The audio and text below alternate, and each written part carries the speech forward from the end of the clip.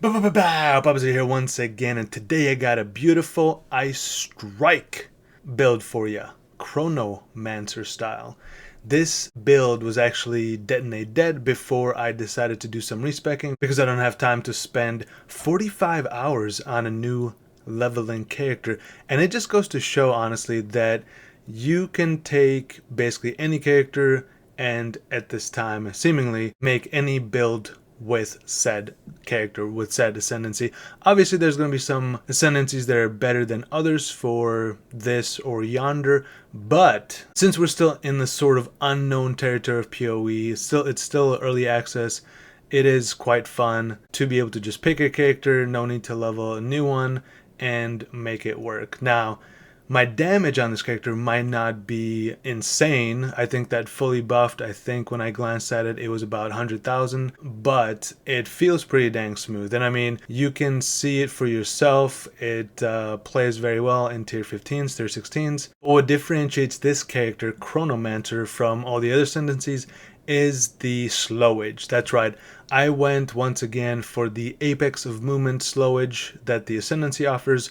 I also have my gloves that have a 24 actually, wow, even better, I'm just kidding, 24% increased slow magnitude of debuffs on my enemies. So that combined with temporal chains, combined with chill, combined with freeze, makes this character feel super good. So if you're considering making an Ice Strike or some sort of staff build or any build, consider Chronomancer because they do have some quality of life things that they have.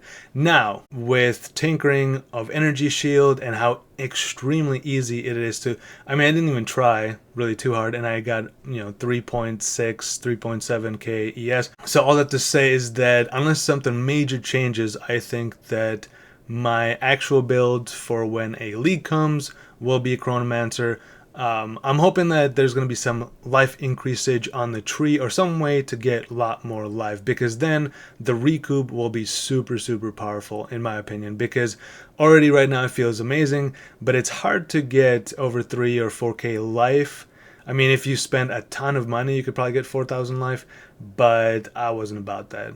I think this build altogether, I don't think I have more than like 20 or 30 exalted orbs per item slot, and some are even quite a bit less. The staff, I focused on getting one that has physical damage, but a little bit of elemental damage and the increased elemental damage to attack. So the one that I have equipped, which I'll show here in a minute, is absolutely amazing. It actually has leech, life leech, and metal leech. I mean, I couldn't ask for a better staff.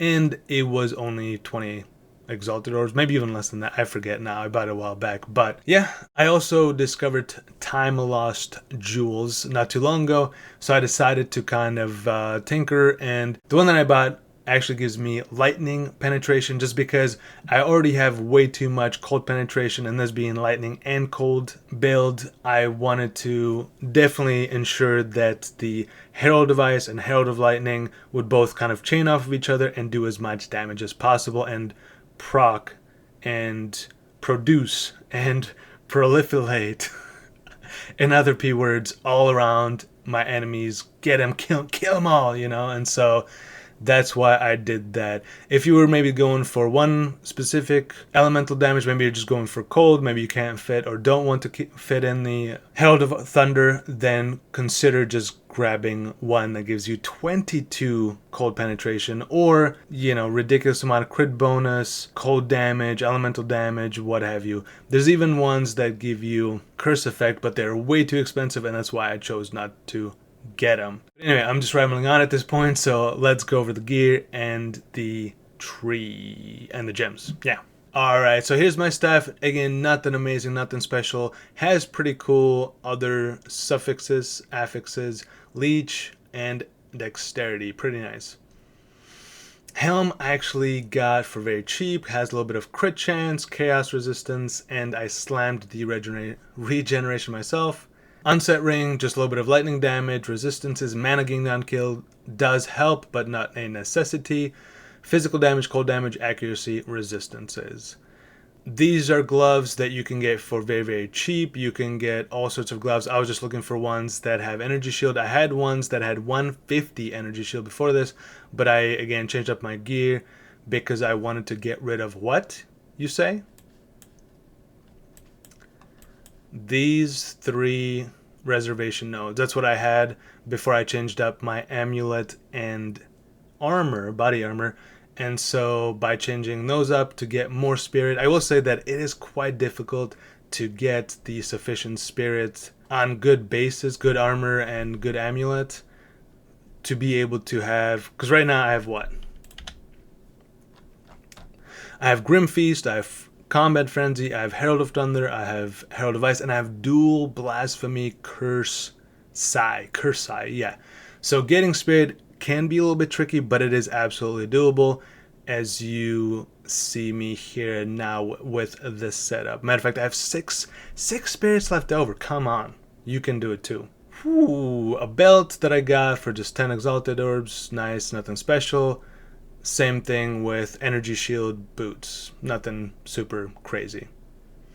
Here is the tree. So I definitely grabbed some crit here, some herald damage, some staff damage, some more crit, some cold damage, and then getting the power chargers, 2 additional power chargers was super nice for the charged staff because it gives us more lightning damage, more DPS, so that's always good. And I'm grabbing the power charges instead of the frenzy charges because of this node. And so here is my time lost emerald jewel, like I mentioned. So it has penetration, it has crit bonus, and flask effect duration, but that's kind of whatever.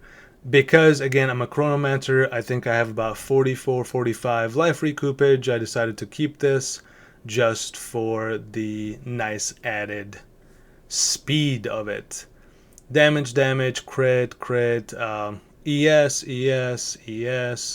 Cursage right here.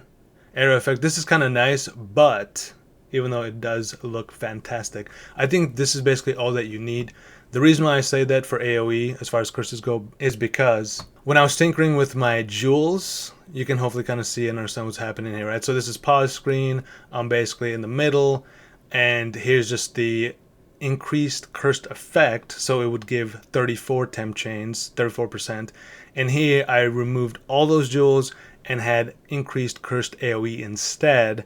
And you can see that you're basically gaining like, what is that, centimeter and a half? 7.67 centimeters. Yeah, that's not a lot of centimeters increasage for 126 increased curse AoE. Okay, so it's up to you. You can invest into AoE some more. I don't think it's worth it, but to each their own. All right, so then yeah, some more crit, some more damage. I did grab the intelligence because this is just nice. Being able to use dual cursage, fantastic, which then brings me into what my blasphemy does for me. So it gives me temporal chain. Well, I have temporal chain and hypothermia. That's right. So minus 33% cold damage. So I'm already doing the cold resistance reduction.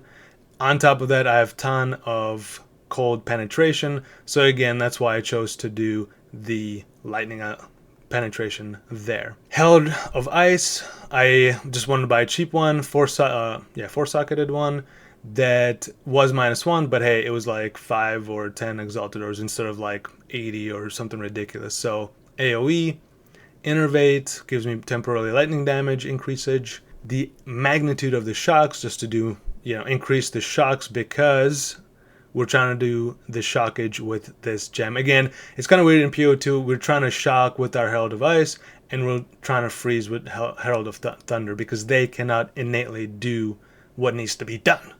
So, again, this is just in a high Dow DPS, 10k here, 8k here. For Herald of Thunder, we got Glaciation. Ooh, trying to freeze.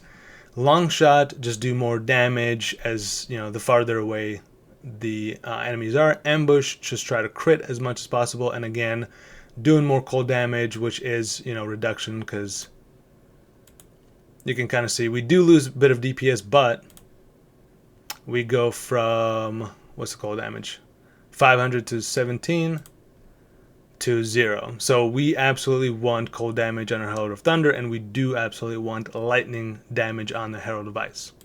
Combat Frenzy, I had extra spirit, so I got this. I mean, this is profusion is kind of whatever, but mainly it was for precision to increase our accuracy, which right now we have about 2300. Grim Feast is nice if you're gonna go energy shield. Obviously, a lot of these skills are not max level. I did have a very reasonable time getting my dexterity and intelligence up high. I didn't want to sacrifice too much on my gear and whatnot, so I kind of got the bare minimum where I have high XYZ gems and middle-ish levels of ZWX. Damn it! I messed it up. You get what I'm saying, though. You definitely need quite a bit of attributes on this build, so keep that in mind. It can be kind of tricky.